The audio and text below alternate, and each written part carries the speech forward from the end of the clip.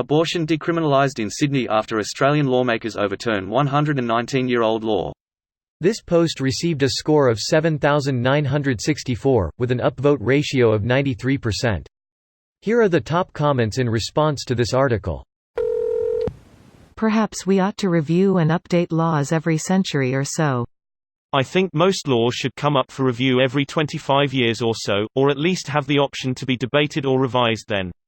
We make laws to fix problems, but sometimes they do fix the problem and then impose unnecessary requirements on law-abiding citizens, and sometimes public opinions change but politicians are unwilling to stake their reputations on something controversial like this.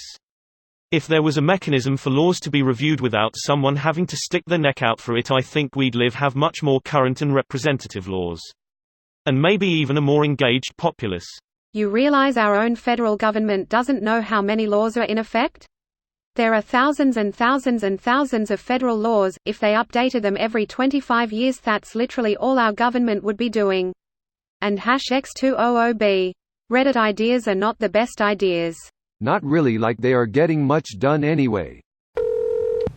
I don't get this. I used to do IT support at an abortion clinic in Sydney back in 2009. People were getting abortions all the time. Young girls, middle-aged, whatever. No medical issues.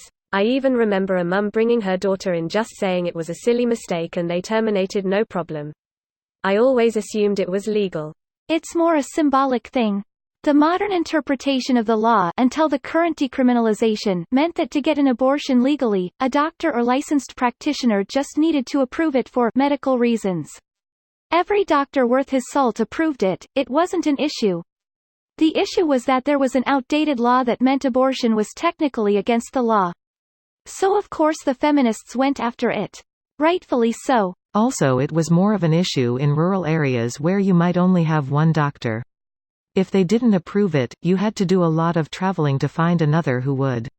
There was some trouble with some cultural outlooks of doctors doing their time in rural areas after immigration. Think married women should not have the choice for the pill. Greater than think married women should not have the choice for the pill. Ironic, because a lot of places historically started to prescribe the pill only to married women. Considering marital rape at the time was largely accepted, that actually makes a lot of sense from a 60s mentality. People were already recognizing many married women were risking their health to pregnancies they were not allowed to say no to, but the idea of it enabling premarital sex in teens, that should just not have sex, was still going strong. This video was automatically created by Reddit to speech.